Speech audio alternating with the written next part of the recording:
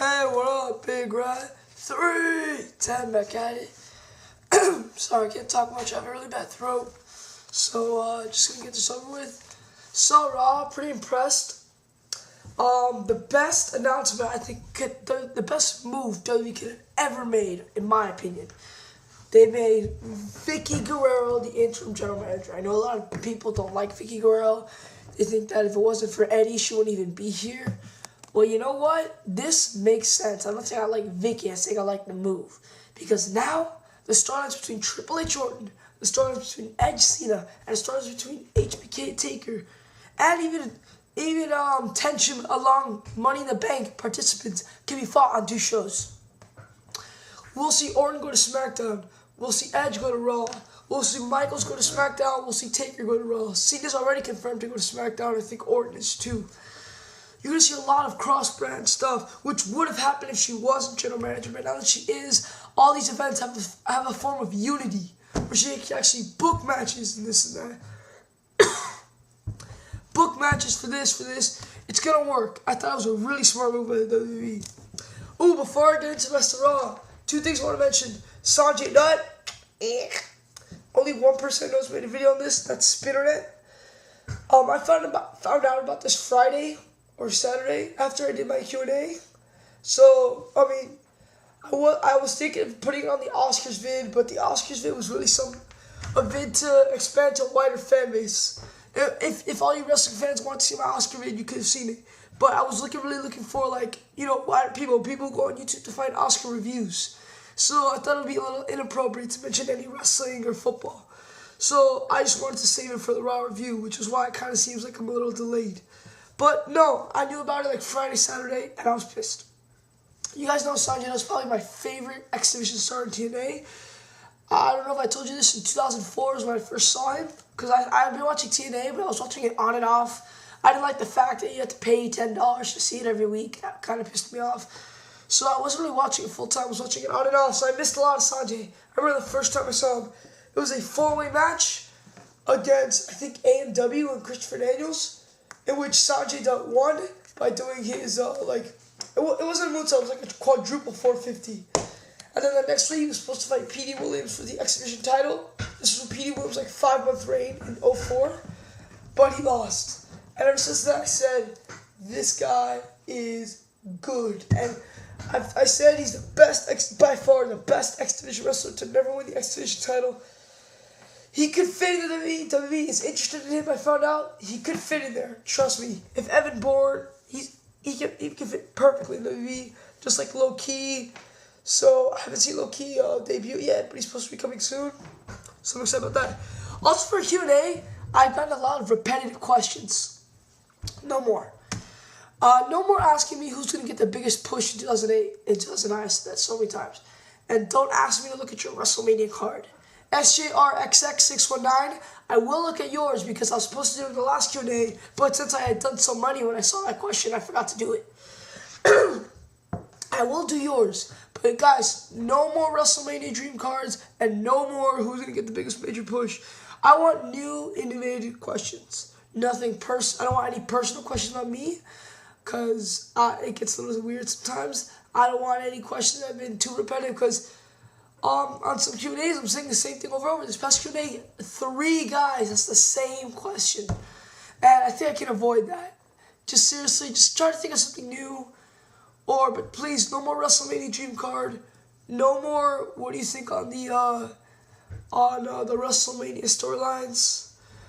And also a personal favorite. Don't ask me who I think is going to be in it and who's going to win the Money in the Bank.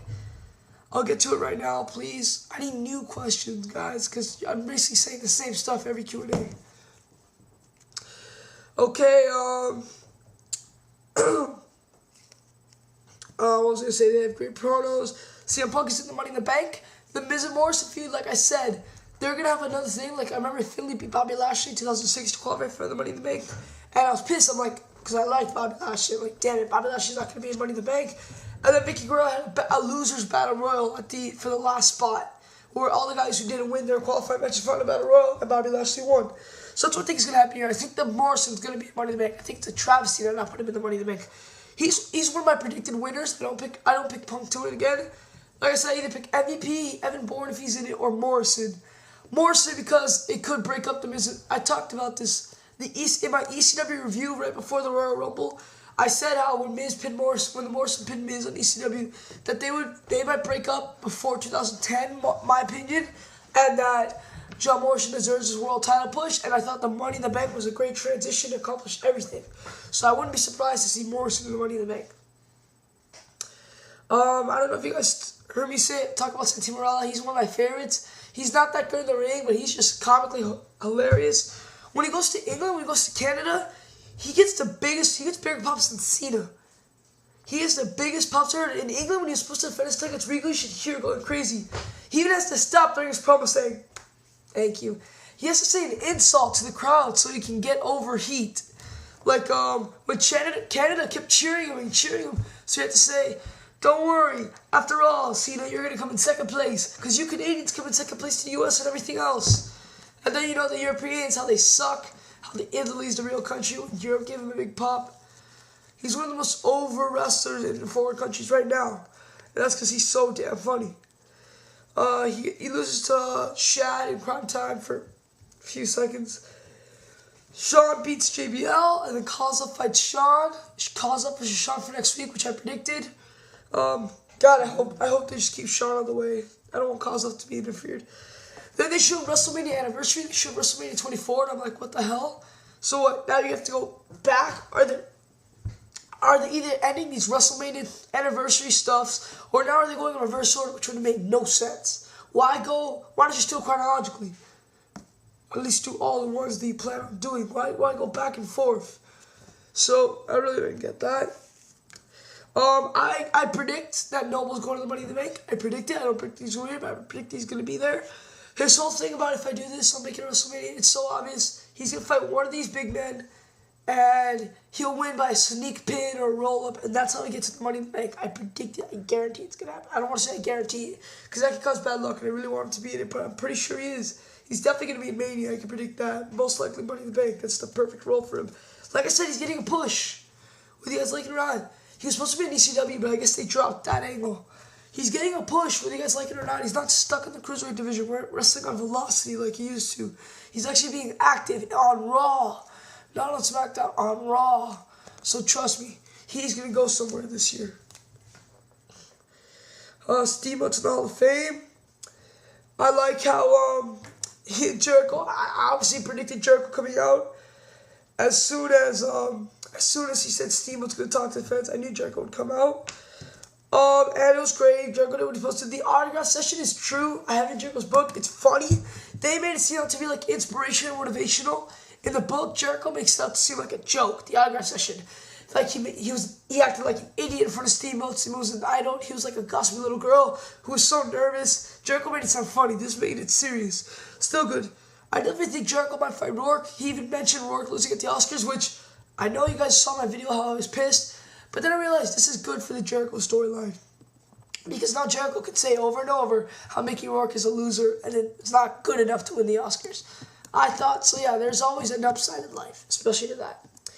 Raw has a slight blackout. You see them get back to commercial, the arena's blacked out. And then they have to go to commercials, then come back later. Cena basically tells Vicky, I'll hunt you down, I'll find you. And then he beats the Gopher, Chavo Guerrero. Here's what really sucks. The Legacy had a sledgehammer, and then Triple H comes down with a sledgehammer. And as soon as he comes down, my DVR cuts me off. I already set my DVR to record an extra 10 minutes of Raw. And I was so pissed. I'm like, yeah, maybe nothing happened. And then I go, and I'm like, NoDQ.com, and I read this fantastic review. I know Triple H has a second sledgehammer in the shirt. He chases Orton DiBiase to the locker room, breaks down the doors. They fly away in a car. He throws at the car on the windshield.